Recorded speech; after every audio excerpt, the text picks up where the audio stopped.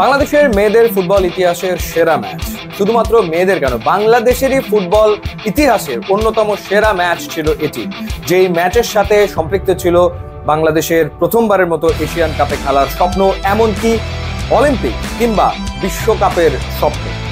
মুখোমুখি হয়েছিল বাংলাদেশের মেয়েরা গুরুত্বপূর্ণ ম্যাচে স্বাগতিক মিয়ানমারের, এবং সেই ম্যাচটা বাংলাদেশের মেয়েরা জিতেছে 2-1 গোলের ব্যবধান।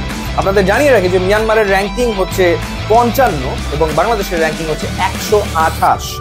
তো যখন বাহরাইনের বিপক্ষে বাংলাদেশ 7-0 গোলে জিতলো, অর্থাৎ র্যাঙ্কিং এর 36 ধাপ এগিয়ে থাকা দলের বিপক্ষে বাংলাদেশ এত প্রতাপ দেখিয়ে জিতলো, তখন মনে হচ্ছিল যে মিয়ানমারের বিপক্ষে বাংলাদেশের মেয়েরা তুমুল ফাইট করবে এবং তারা সেই দাপটটা দেখে ম্যাচটা জিতেছে। আলাদা করে বলতে হয় ঋতুপর্ণার কথা, 2 হাফে 2টো গোল করেছে এবং আমরা বলতেই পারি যে আমাদের একটা ঋতুপর্ণা আছে। ফার্স্ট হাফে যে গোলটা করেছে ফ্রি কিকের মাধ্যমে, প্রথমে ফ্রি কিক নিল, এরপর রিবাউন্ডে কি দুর্দান্ত শট, গোলকিপারকে পরাস্ত করলো, বাংলাদেশ 1-0 গোলে এগিয়ে গেল।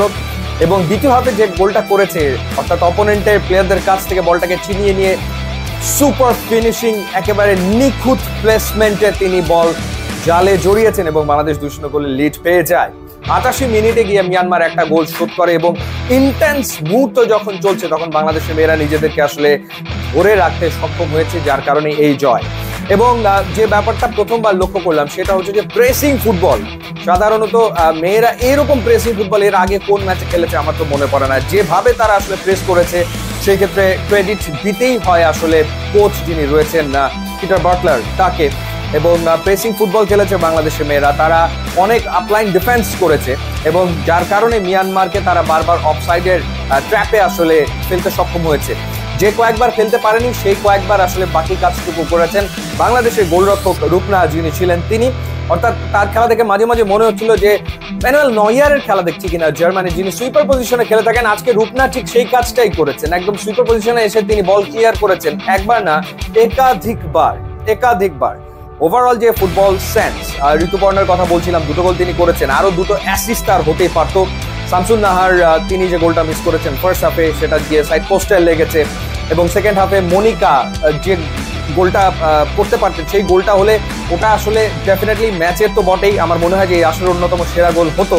আনফর্চুনেটলি গোলটা আসলে হয়নি এবং 2টো বলই আসলে যোগান দিয়েছিলেন ঋতুপর্ণা। দারুণ খেলেছেন শুরু থেকে শেষ পর্যন্ত একই রিদম। ওভারঅল এক সাইড থেকে ডান দিক থেকে শামসুন নাহার সুপার খেলেছেন, বাঁ দিক থেকে ঋতুপর্ণা খেলেছেন, মাঝখান থেকে মনিকা বারবার উপরে উঠে এসছেন।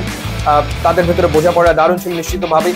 এবং ডিফেন্স লাইনে আর এক শামসুন নাহার, তিনিও বেশ ভালো খেলেছেন, বা আমাদের ক্যাপ্টেন আফিদা তিনিও ভালো খেলেছেন। যে football sense, positioning sense, coach যে স্ট্র্যাটেজি দিয়েছে সেটা মাঠে বাস্তবায়ন, সবকিছু মিলিয়ে এক্সেলেন্ট ফুটবল খেলেছে বাংলার মেয়েরা। বাহরাইনকে 7-0 হারানোর পর মিয়ানমারের বিপক্ষে 2-1 গোলের জয়। বাকি থাকলো তুর্কমেনিস্তান, যারা র্যাঙ্কিং এ বাংলাদেশের চেয়ে পিছিয়ে রয়েছে।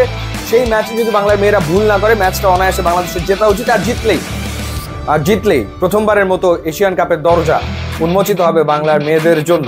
অর্থাৎ ছেলেদের আগেই হয়তোবা কাঙ্ক্ষিত লক্ষ্যে পৌঁছতে চলেছে বাংলাদেশের মেয়েরা। অনেক অভিনন্দন জানাতে চাই বাংলাদেশের মেয়েদের এবং অভিনন্দন জানাতে চাই ঋতুপর্ণাকে।